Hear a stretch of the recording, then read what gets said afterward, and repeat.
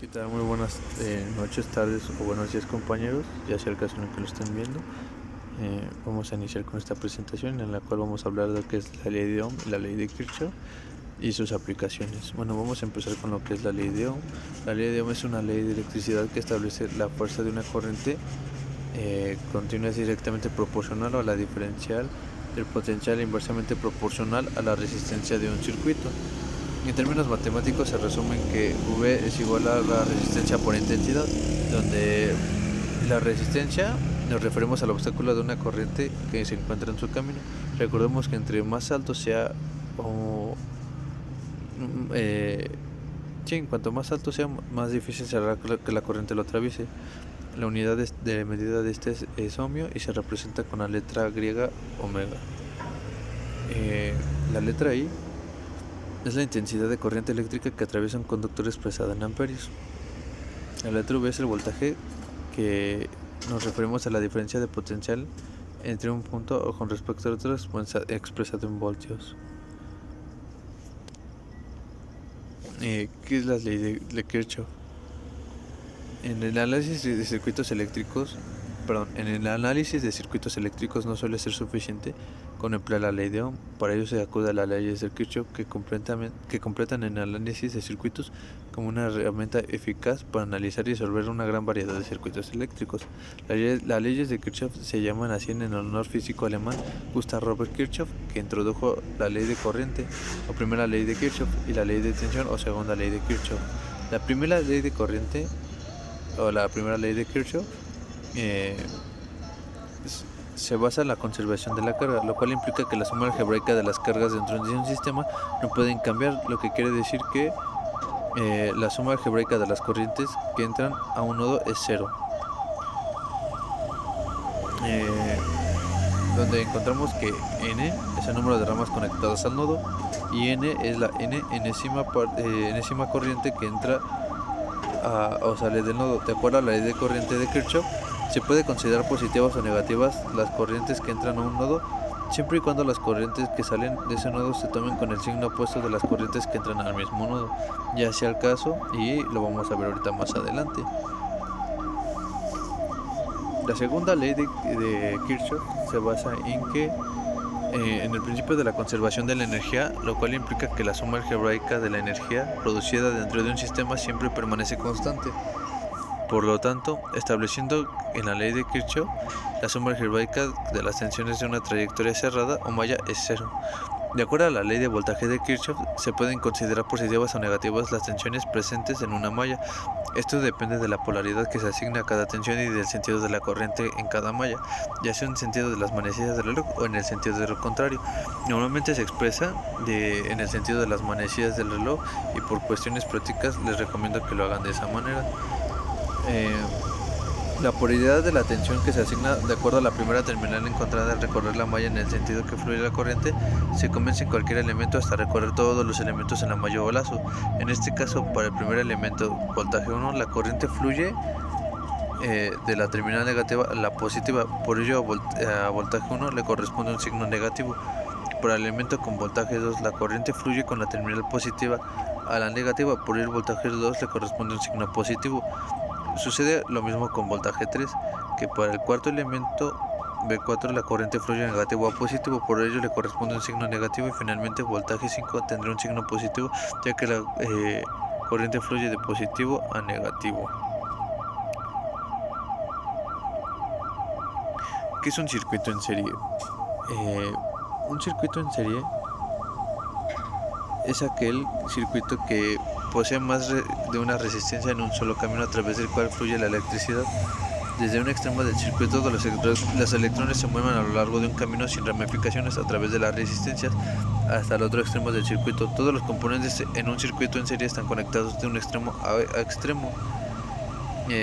Generalmente cuando tenemos un circuito en serie, entendemos que va a pasar la corriente por este camino, va a atravesar toda la resistencia y va a llegar a este otro punto. Cuando son en circuitos en series, generalmente se pierde la potencia dependiendo de la resistencia que tengamos. Si tenemos una entrada de 10 volts y la resistencia nos consume 2 volts, Básicamente aquí ya no van a entrar los 10 volts que tenemos de entrada, va a ser menor, de acuerdo que aquí este consumo es mayor. Bueno, esa es una de las características.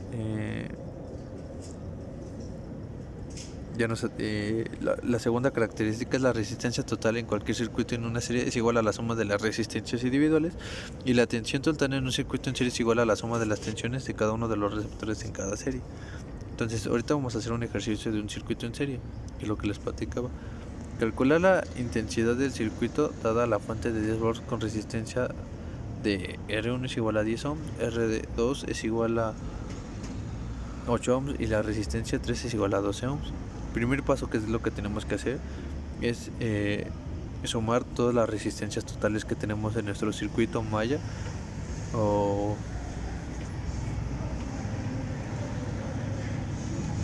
vamos a sumar todas las resistencias totales. Entonces entendemos que la resistencia 1 son 10, que son 8 y aquí son 12. La suma total de esos nos da un total de 30 ohms. Ya que tenemos todas las resistencias sumadas, podemos sacar el resultado. Recordemos las leyes de Ohm, que nos dice que para sacar la intensidad es igual al voltaje sobre la resistencia, y en resistencia es la resistencia total que acabamos de sacar de nuestro circuito en serie. Entonces dividimos 10 voltios entre 30, nos va a dar un total de 0.33 amperes. Ahora vamos a lo que es un circuito paralelo. El comportamiento de un circuito depende totalmente de la configuración de sus componentes según su configuración de conexión. Estos circuitos se pueden clasificar de un circuito eléctrico en paralelo y circuito en serie. Este artículo revela el significado de un circuito paralelo, cómo hacer un circuito paralelo, sus diversas características y aplicaciones, cómo resolver un circuito en paralelo. Otra definición es que se llama un circuito paralelo cuando dos o más componentes están conectados al mismo nodo y ambos lados de los componentes están conectados directamente a la batería o cualquier otra fuente. La corriente en un circuito paralelo tiene dos o más caminos para fluir a través de él. Las ventajas que encontramos con los circuitos en paralelo es que todas las resistencias reciben la misma entrada de voltaje, no reciben otra carga menor a la que vienen de entrada. Tenemos que para las fórmulas de circuito en paralelo son: voltaje total es la suma de todo el número de voltajes que tengamos. Para la intensidad es la suma de todas las intensidades que tengamos. Y para la resistencia total en paralelo tenemos que la fórmula ya no va a ser la suma de todas las resistencias, va a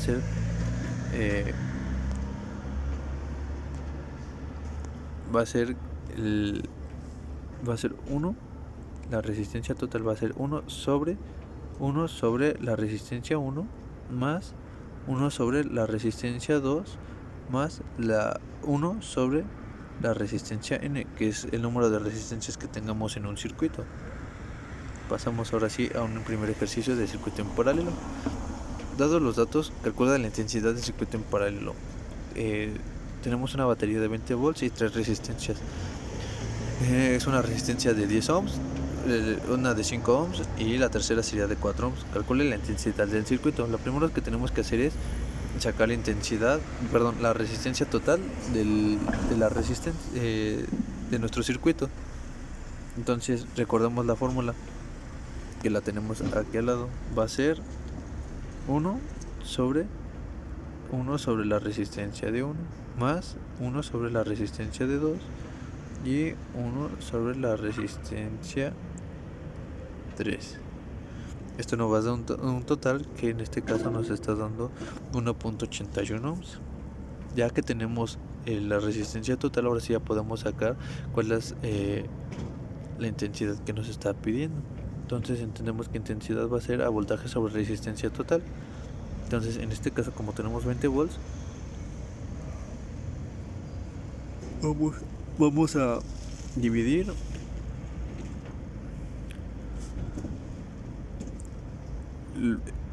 el voltaje sobre la resistencia total que obtuvimos. En este caso sería 20 sobre 1.81 y nos da un total de 11.049 amperes. Esto es para calcular un circuito en paralelo. Ahora vamos a hablar o platicar lo que es un circuito mixto. En un circuito mixto eléctrico con varios componentes solo hay dos formas de conexiones posibles, las cuales son serie y paralelo.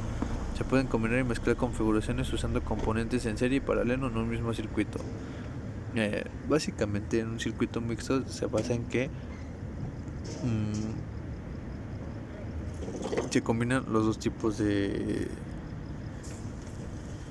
circuitos que teníamos en serie y paralelo, y eso lo encontramos en la mayoría de todos los circuitos que se emplean en nuestras casas, edificios, departamentos, ya sea en el lugar que nos encontremos.